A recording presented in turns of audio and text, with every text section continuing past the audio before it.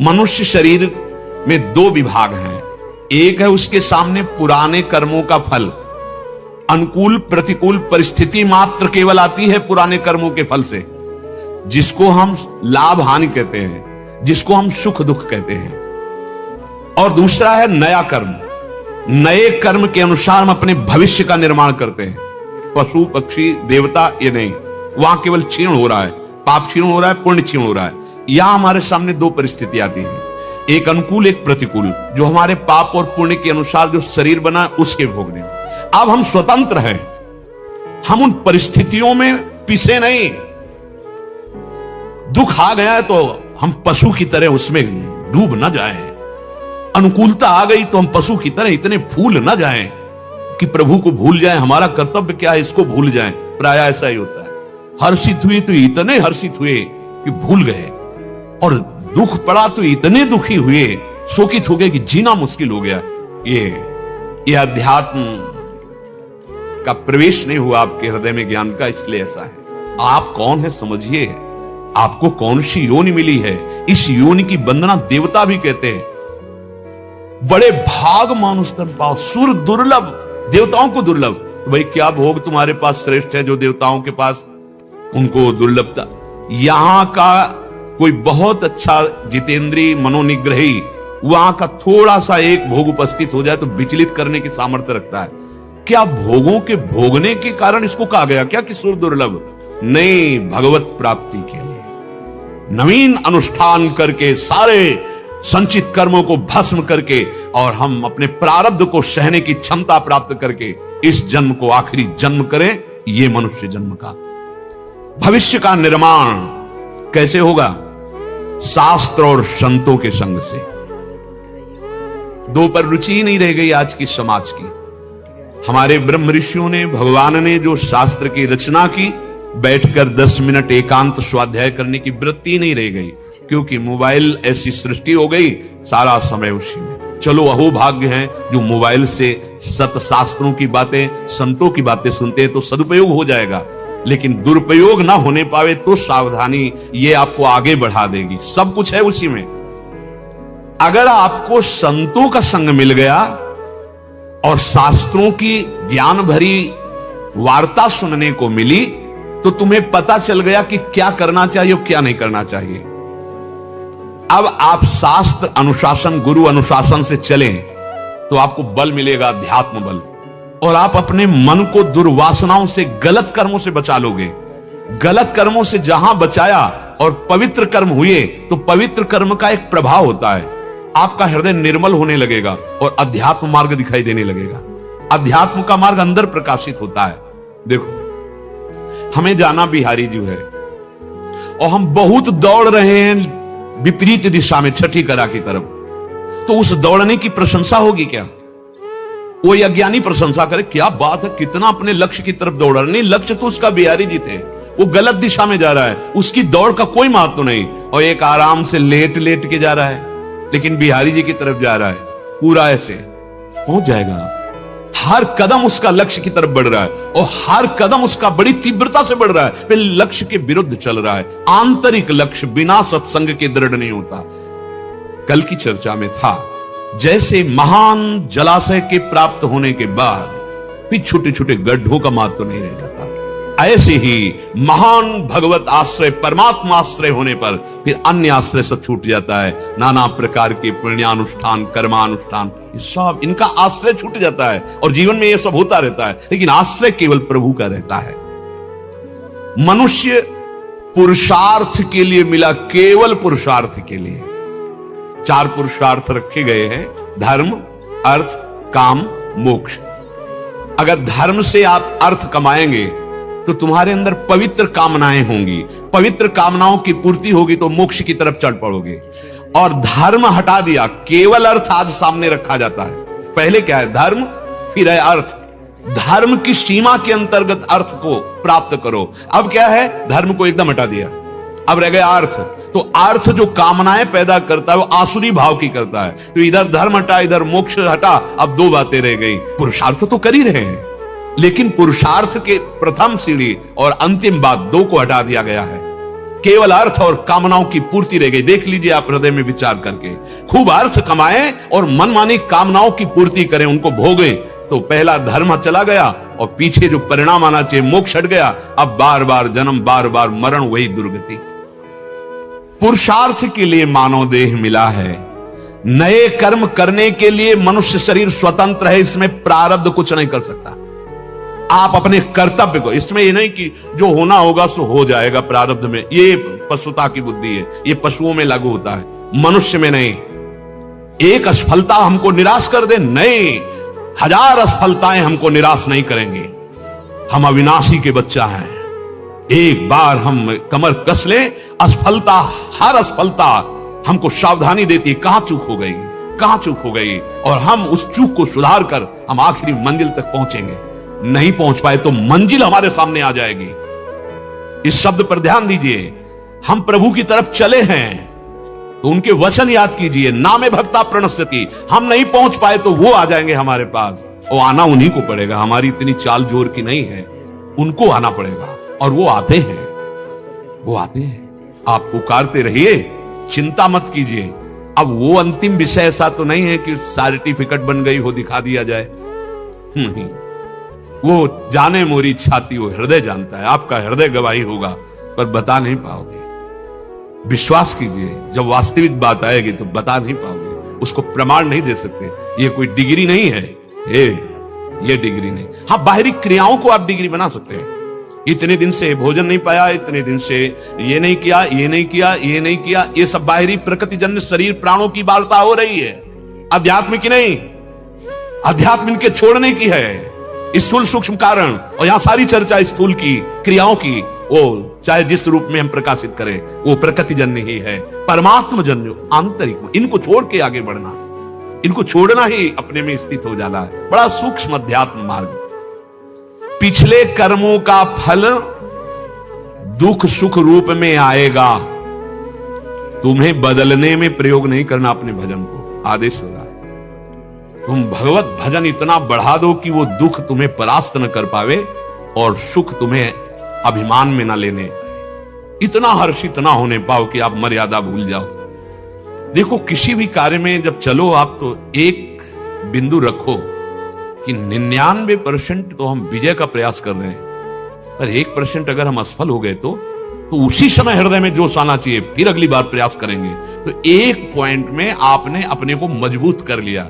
पर हम क्या करते हैं कि पूरा, और जब असफलता आती है वो फिर निराश हो जाता है। अब क्या नहीं निराश होना, ये क्या हमारा जीवन था सफलता? नहीं, जीवन की हमारी सफलता को कोई नहीं रोक सकता। हार हमको विजय की तरफ पहुंचाएगी। बस थोड़ा समझना अध्यात्म को है। हम अध्यात्म को तो समझते नहीं, सीधे केवल विषम संसार की प्रकृति परिस्थितियों में अब प्रतिकूलता आई तो हम बहुत निराश हो, हताश। ये निराशा खोखला कर देगी आपको, ये निराशा आपको जीना मुश्किल कर देगी। नहीं, ये निराशा हमें धारण नहीं करनी। भगवान वर्णन कर रहे हैं, अनुकूल प्रतिकूल दो ही परिस्थितियां पैदा करेंगे तुम्हारे पूर्व के कर्म, लेकिन तुम इनको बदल नहीं, इनको सहना सीखो। नहीं तो जो आगे भजन कर रहे हो इनके बदलने में लगाओगे तो तुम्हारे पास रह क्या जाएगा। हमारी यात्रा के लिए पूंजी तैयार करनी है। इसलिए जो बड़े बड़े संत महाभागवत जन देखे गए कि बड़ा कष्ट पा रहे हैं, और तो लगता है इनके भजन का इनको क्या प्रभाव मिला।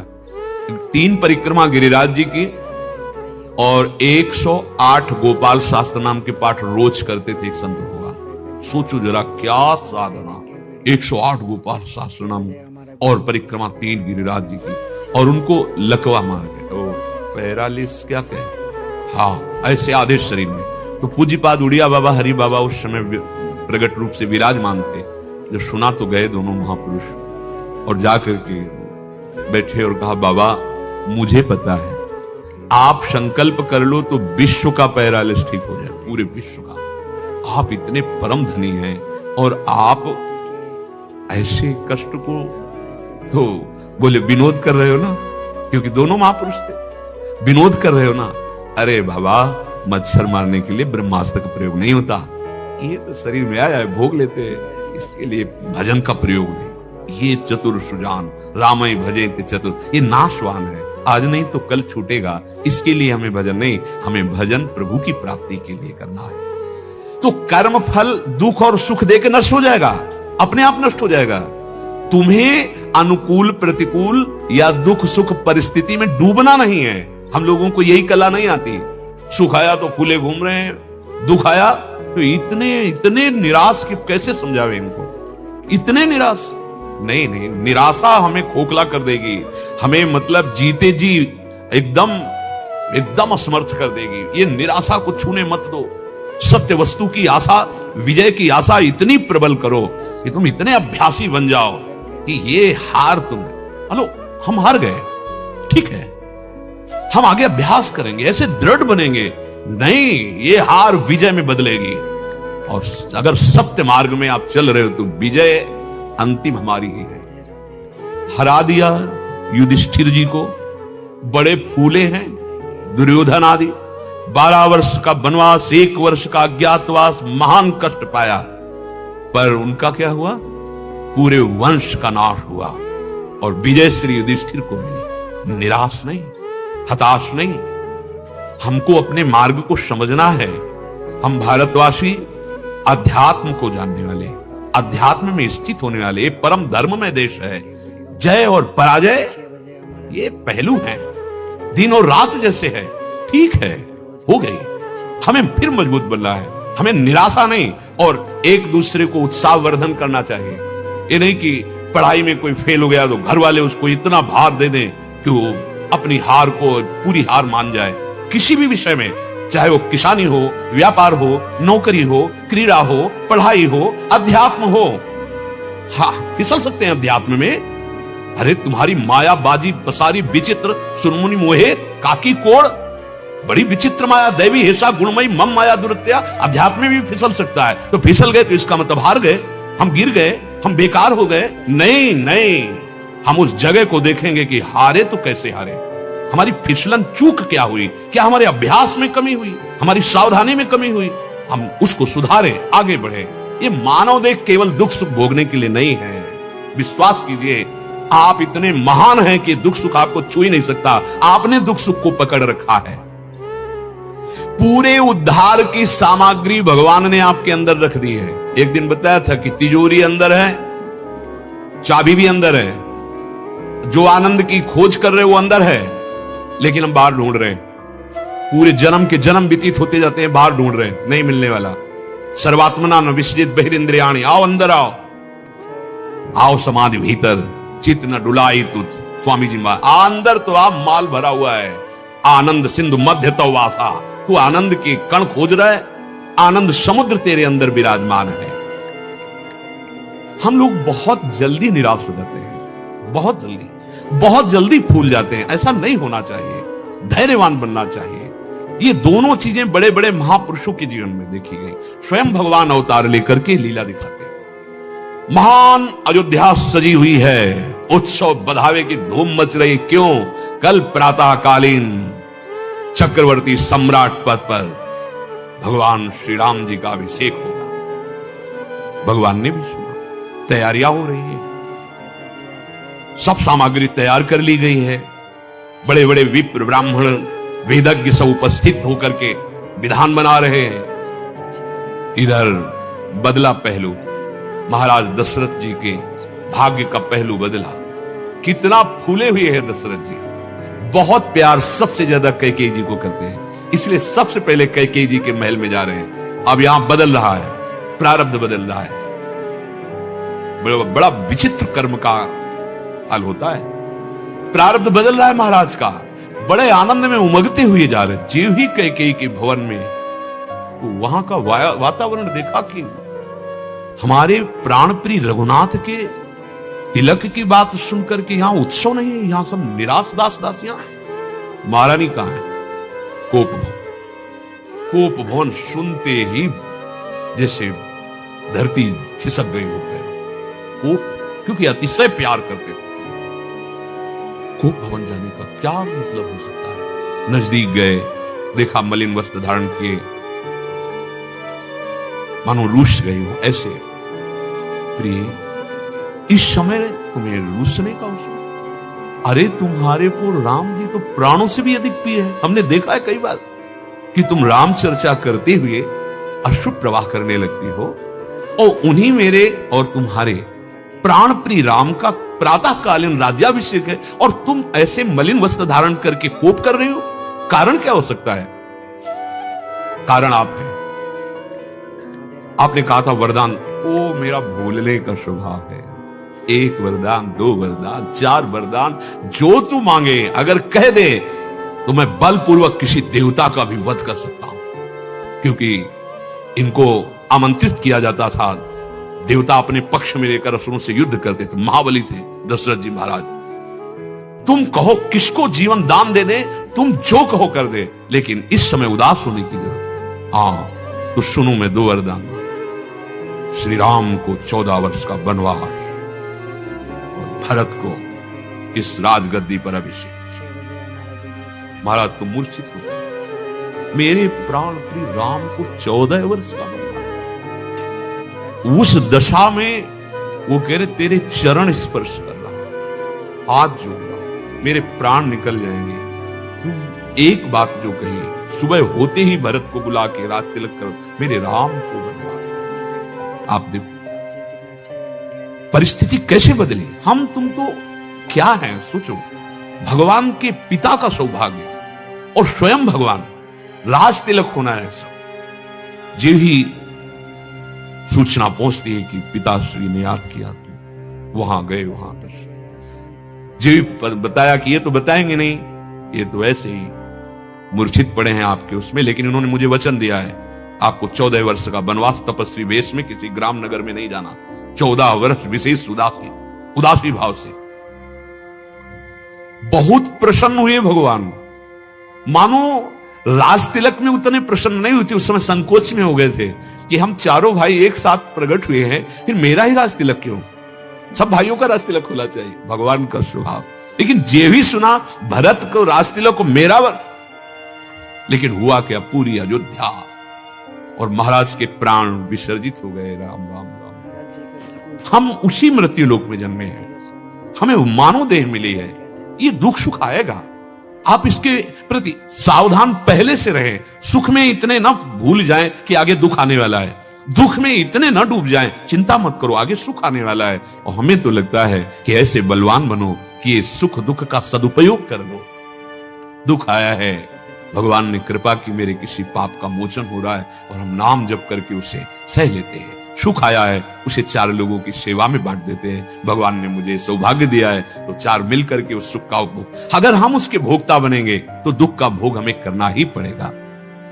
एक विशेष बात समझने की है कि मनुष्य जीवन में प्रारब्ध के अनुसार जो शुभ या अशुभ परिस्थिति आती है, जो सुख और दुख प्रदान करती है, वास्तव में देखा जाए अगर आप उसका भोग ना करें तो ये सुख और दुख आपको व्यापेंगे ही नहीं। अरे जब किसी अग्नेयास्त्र, वारुणास्त्र, वायुवास्त्र, दिव्यास्त्र की पहुंच नहीं है आप तक, तो सुख दुख कैसे पहुंच जाएंगे? हम लोग उसके इतने भोक्ता बन चुके हैं कि यही हमारा जीवन हो गया है। थोड़ी सी व्यापार में हानि, हम अपने प्राणों को त्याग देते। एक फसल नष्ट हो गई तो हम अपने को एकदम जीवन व्यर्थ समझ लेते हैं। एक क्लास में हम फेल हो गए तो नहीं भाई नहीं, ये जीवन अमोघ पदवी प्राप्त कराने के लिए तुम कहां छोटी छोटी विषयों में फंसकर आप इतने निराश हो गए। हर विजय प्राप्त होगी, आप विश्वास करो। केवल आप थोड़ा अध्यात्म को समझें, थोड़ा धैर्यवान बने। दुख की बात कहो तो देखो, देवकी वसुदेव जी भगवान के माता पिता बनने का सौभाग्य प्राप्त। सर्वलोक महेश्वर पधार रहे हैं, लेकिन कहां? कड़े शासन में राक्षसी प्रवृत्ति के पहरेदार कंस के हथकड़ी बेड़ी जकड़ी हुई। आ कौन रहे? समस्त भवबंधन से मुक्त करने वाले प्रभु। ऐसा तो किसी का जन्म नहीं होता होगा। विचार करके देखो, भगवान स्वयं जब अवतरित हुए हैं तो लीला करके दिखाया है। यहां 2 पहलू हैं, दुख और सुख, दोनों देखने को मिले। भगवान स्वयं विजयश्री हैं, लेकिन रणछोड़ भी नाम पड़ा है, लीला करके दिखाया है। वो कई बार आक्रमण कर चुका था जरासंध, और इतने में ही देवर्षि नारद जी से पता पूछ के कि कोई मेरे समान योद्धा है। उस काल यवन, उसने बहुत से करोड़ों म्लेच्छों को लेकर चढ़ाई कर दी द्वारिका में। अब श्री भगवान तो सर्वसमर्थ है ना, लेकिन एक नाम रखवाने के लिए भाग पड़े। रणछोड़ भगवान की जय बोला जाता है ना। हाँ, काहे के लिए? बड़ा रहस्य होता है भगवान की लीला में। मुचकुंद जी को अपना साक्षात्कार करवाना है और मुचकुंद की दृष्टि से उसको भस्म करवाना है। भाग पड़े भगवान। वो कह रहा, अरे रुको रुको वासुदेव, तुम्हारा बड़ा यश है, जरा हमसे लड़के तुम भाग क्यों रहे हो? और पीतांबर फहराते हुए ठाकुर जी भाग रहे, और पीछे ललकार रहा है। भागते हुए उसी गुफा में गए जहां मुचकुंद महाराज देवताओं के साथ युद्ध सहयोग करके युद्ध में असुरों पर विजय प्राप्त कराई थी। तो देवताओं ने कहा, आप जो वरदान मांगे। बोले, मुझे आपसे कुछ और नहीं चाहिए, मुझे नींद लग रही, मैं बहुत थका हूं, मैं सो जाऊं और मुझे कोई विक्षेप ना पहुंचाए। तो उन्होंने कहा, जो तुम्हें विक्षेप पहुंचाएगा दृष्टि खुलते ही भस्म हो जाएगा। आराम से गुफा में सो रहे थे, भगवान गए अपना पीतांबर उड़ा दिए। अब वो आया और देखा कि देखो, मुझे तो दौड़ा दौड़ा कर थका दिया और लड़ा है ले, अपना आके यहां सो रहा है। एक लात मारी, जे ही लात मारी तो आंख खोल के देखो भस्म हो गया। अब जब भस्म हो गया तो आप प्रकट हुए, निहाल कर दिया मुचकुंद जी को, स्तवन किया, परिचय भगवान ने अपना दिया। फिर भगवान ने कहा कि तुम जिस इस रस